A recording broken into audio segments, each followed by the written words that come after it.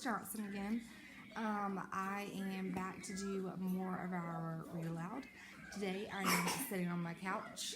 My daughter's right here eating breakfast. I know you guys haven't seen Charlotte, so here you go. Say hey, Charlotte. Hey. She is watching Mickey Mouse Clubhouse while she eats her breakfast. And then I also have my nephew here with my son, and they are playing in his room. Hopefully they're not making a huge mess, but with them, they probably are. But I hope you guys are doing okay. I really miss you guys. I know Miss Cooper misses you guys too, and we've been having a hard time not being able to see you guys, and it's been kind of a tough feeling, and it's been kind of scary. So that's why I posted that the check-in with you guys on the writing part of our e-learning, so you guys can just let us know how you're feeling, what you're up to. So I'm gonna keep on reading with Magic Tree House, and remember we started Haunted Castle on Hallows Eve, and we are on chapter 3. Today I'm going to read 2 chapters because we have missed a little bit. So let's see what Jack and Nanny are up to. Chapter 3, Roke.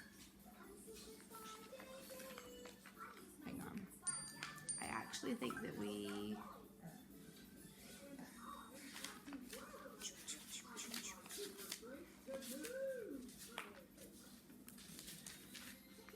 Oh yeah, we're on chapter 3. Had to make sure. Okay. So, it was cooler outside.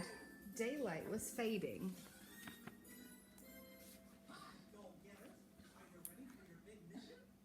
The wind had picked up. A grand adventure for us, eh? Said Teddy. Yes, said Annie. Jack was excited too, but he had lots of questions. As Teddy started off through the oak forest, Jack hurried to keep up. What do you think our mission is exactly? He asked. Merlin said we should bring order to the castle, said Annie.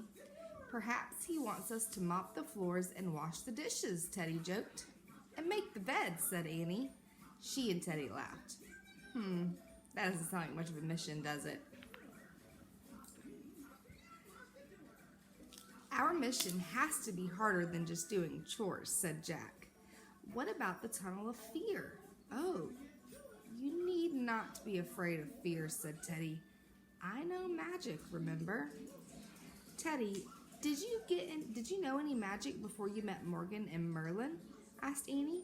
Ah, indeed, my father was a sorcerer, Teddy said. And then we know that a sorcerer is like a wizard. He's like a master magician. Kind of like Harry Potter. If you guys have seen Harry Potter or read the books about Harry Potter or just know of Harry Potter, he's a sorcerer. And my mother was a wood sprite from the other world. That is so cool, said Annie. They crunched through piles of dead leaves. A gust of wind shook the tree branches. Golden oak leaves spun to the ground. Jack's thoughts were spinning too. Merlin in the heart of the oak, sorcerers, wood sprites, none of these things would ever make sense back in Frog Creek. At last, Teddy led them out of the forest into a clearing. Halt, he said. They all stopped walking. Beyond the clearing was a small village of thatched roof cottages. The cottage windows twinkled with candlelight. Chimney smoke rose into the dusky sky. Teddy held up his lantern. Onward, he said. They went down a dirt path that passed through the villages. Hang on, my cat's being silly. Had to push him down. In a nice way. All right. So Teddy held up his lantern. Onward, he said. They went down a dirt path that passed through the village. Several children in ragged clothes peeked out their front doors. Greetings, called Teddy. Can you tell us how to get to the castle of the Duke? The castle? A boy said in a frightened voice. 'Tis just beyond the wood. He pointed at a forest at the other side of the village. Follow the path and you'll come to it. Oh, but you mustn't go there, a girl cried. Why not? Asked Annie. Something's been very wrong at the castle, said the girl. Ever since the ravens came. Has anyone been there to see what's going on? Asked Jack. Only old Maggie, who used to work there, said the girl. 2 weeks ago, she went into the castle as usual, but she came running back, scared out of her wits. Maggie says the castle is all haunted with ghosts, said a boy. She keeps repeating same rhymes over and over. Ghosts, said Jack. His mouth felt dry, but Teddy just laughed. Ghosts don't scare me, he said.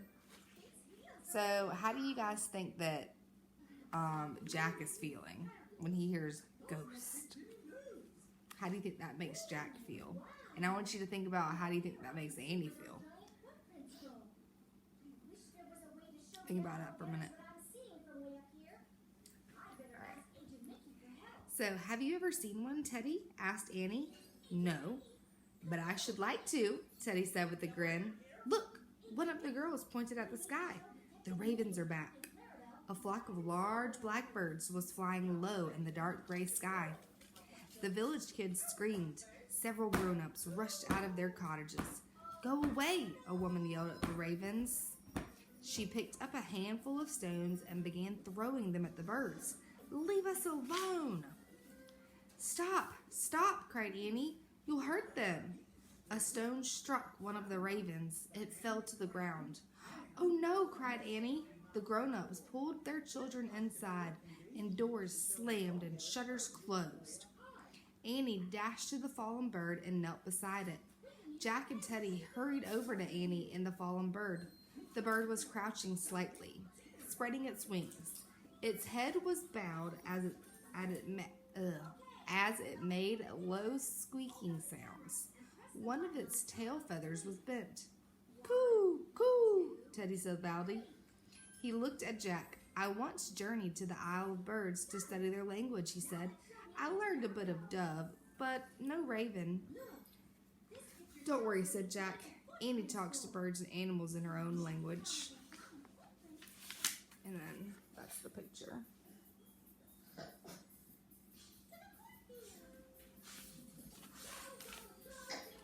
I'm sorry for what they did to you, Annie said softly to the raven. She stroked its silky black head. What's your name? Roke, the raven croaked. Roke? Your name is Roke? Said Annie. Roke? Roke? Croaked the raven. See, I told you, Jack said to Teddy. Roke, they were afraid of you for some reason, Annie said. Roke made a soft bell-like sounds. Crong, crong. Yes, that's why they knocked you out of the sky, said Annie. One of your tail feathers is bent, but your wings don't seem hurt. Roke fluttered his long black wings. He took a few feeble steps. Go on, Roke, Annie coaxed. You can do it. The raven flapped his wings again. Quirk, he croaked. He lifted off the ground.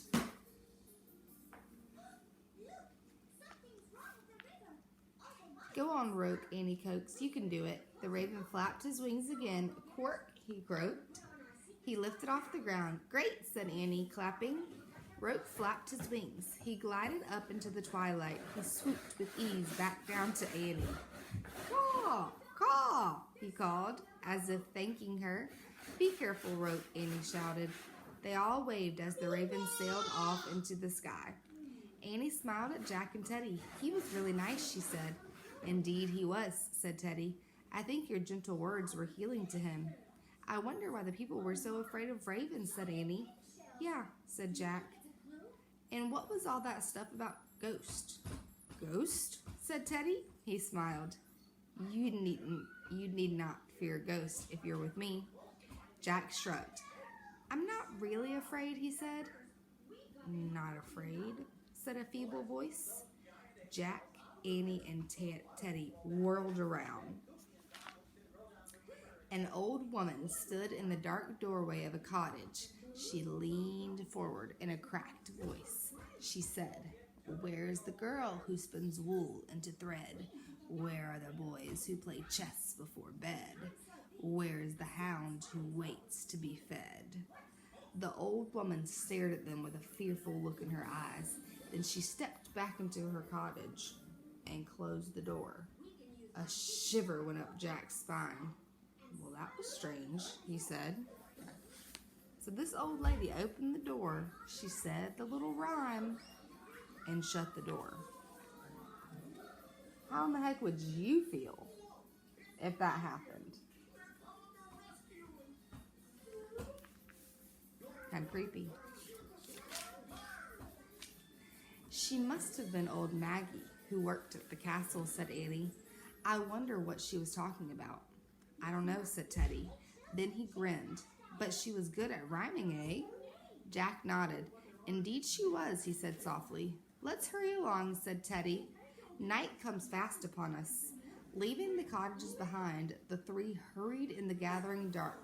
They left the village and followed the path through the woods. Teddy held up the lantern to light their way. The wind blew the branches of the trees, making them whisper in the chilly autumn night. When they finally came out of the woods, they all gasped in wonder. Oh, man, said Jack. Towering before them in the moonlight were the walls of a huge stone castle. All right, so I'm going to stop recording this one, and I'm going to go ahead and upload it so you guys can have it. And then I will record the next chapter too. Okay, so I'll see y'all in a bit. Bye.